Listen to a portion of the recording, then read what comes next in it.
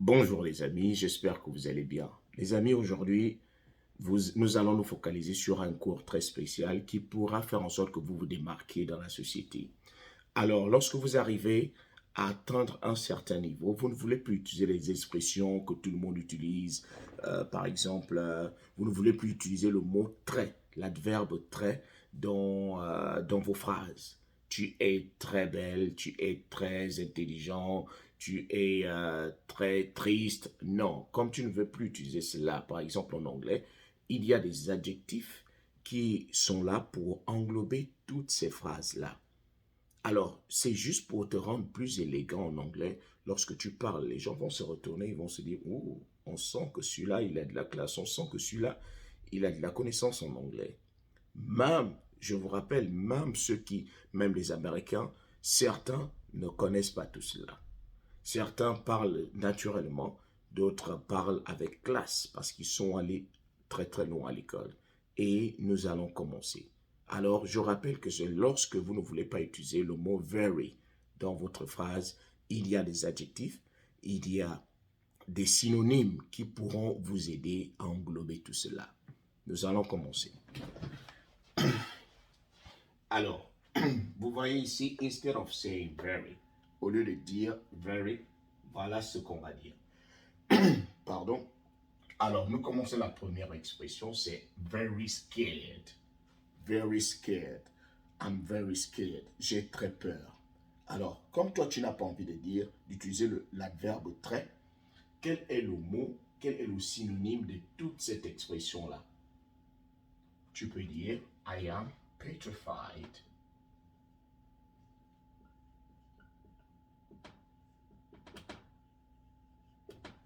I am petrified. I am petrified.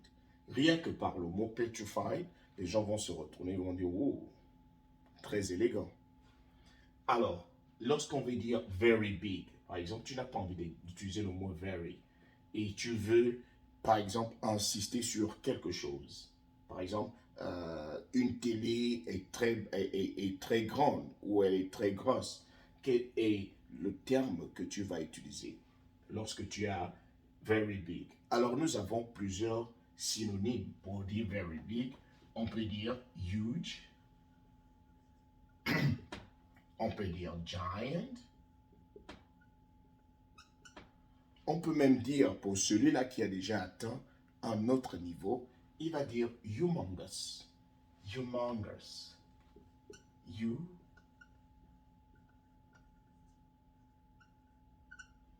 Humongous. Lorsque tu arrives à ce niveau-là, imagine, tu es quelque part, vous êtes en train de prendre un petit verre avec les autres, vous êtes en train de parler en anglais. Après, tu leur dis, oh, the prices of houses today are very humongous.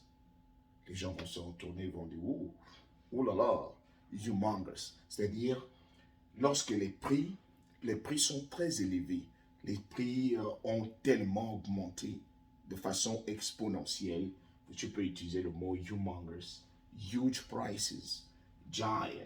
Donc, tout dépend du contexte dans lequel tu parles. Alors, lorsque nous arrivons ici à very sad, très triste, lorsque tu n'as pas envie d'utiliser très dans ta phrase, quel est le synonyme on peut mettre ici pour dire qu'on est très triste? Alors, nous avons le heart,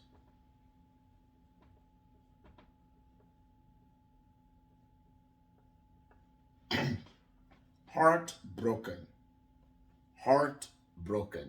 Moi, je m'amuse souvent à dire aux gens, lorsque euh, lorsque je suis vraiment fatigué, j'utilise je suis, par exemple, lorsque je suis sad, je peux dire heartbroken, ou je peux dire devastated. Devastated. Devastated. I'm devastated. Oh, I'm heartbroken. On vient à peine de te tromper, tu viens de découvrir quelque chose de grave. Tu vas dire, I'm heartbroken. Je suis très triste pour Et je rappelle, lorsque vous ne voulez pas dire très triste, vous devez dire heartbroken. C'est-à-dire j'ai le cœur brisé. Le cœur brisé. Voilà. Alors, lorsqu'on veut dire very hot, tu n'as pas envie d'utiliser le mot very. Quel est le synonyme que tu peux utiliser? Quel est l'adjectif que tu peux utiliser? Tu vas dire it's scorching. Par exemple, it's scorching.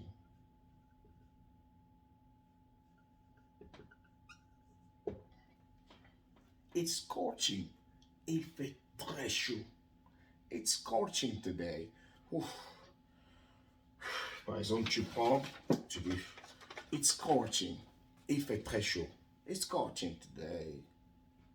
C'est avec élégance. Je vous ai dit, lorsque vous atteignez un certain niveau, vous commencez à parler rien qu'avec élégance.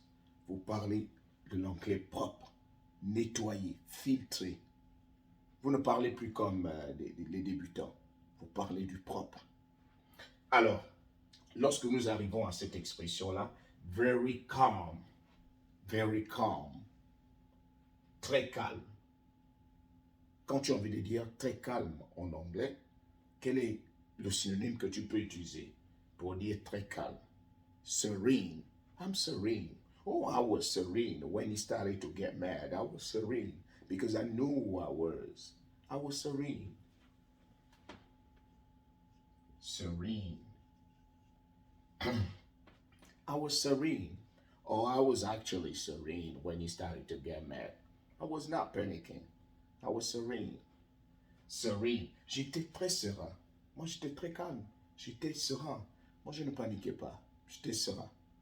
I was serene. Alors, nous arrivons à cette expression-là, very slow. Very slow veut dire très lent. Il est très lent, le gars, là.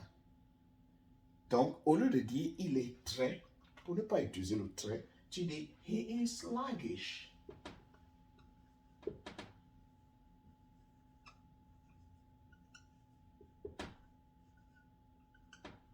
He is sluggish. Ah man, let it go. He is sluggish. Il est très lent. He is sluggish.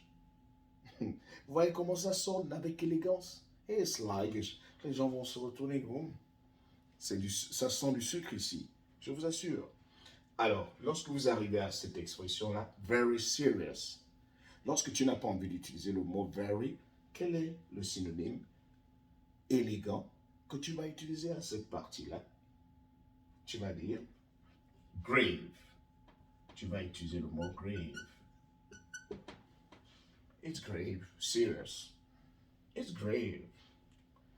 Alors, le mot, ça c'est une très belle expression, very loud. Oh, that music was very loud. Pour ne pas dire very loud, tu vas utiliser un mot.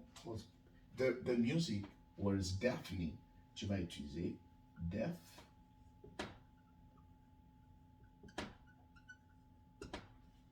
Deafening, c'est-à-dire ça pouvait me rendre sourd. La musique était très forte, le bruit était très fort. C'était tout était à haute voix, c'est-à-dire il y avait un grand bruit, very loud, tu dis deafening, c'est-à-dire ça pouvait me rendre sourd. Donc, les amis, comme je vous l'ai dit, c'est la toute première partie de cette série d'expressions avec very dont on va commencer à se débarrasser étape par étape lorsque nous parlons.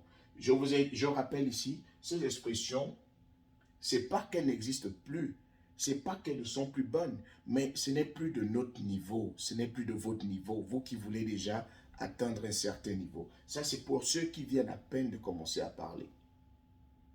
Ceux qui apprennent l'anglais, les petits mots. Ceux qui sont encore à un bon petit niveau, ils peuvent utiliser ça. Mais lorsque vous atteignez déjà un certain niveau, vous ne parlez plus comme un enfant. Le français que vous parlez aujourd'hui, ce n'est pas le français que vous parlez lorsque vous étiez au CP1. Donc, votre niveau a changé.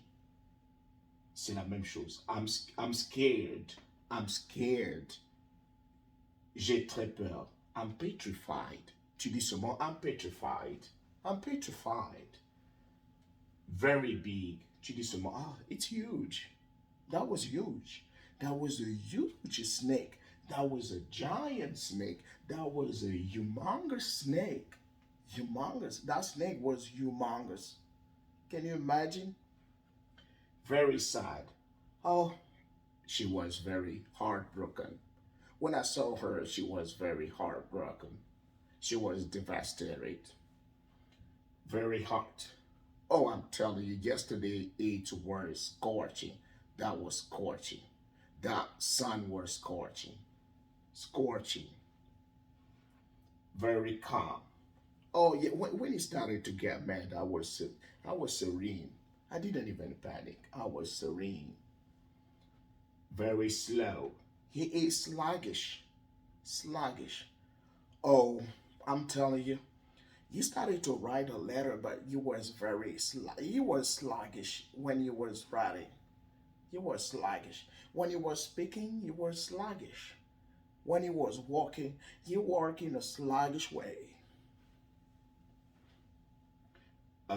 Very serious, grave. That was that disease was grave. Cette maladie était grave, était très sérieuse. That disease was grave. Very loud. Your music is deafening. I'm telling you, your music, you should stop it. Your music is deafening. Votre musique peut me rendre sourd.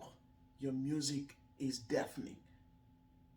So turn your radio off because it's deafening. That loud, that noise is deafening. Simple.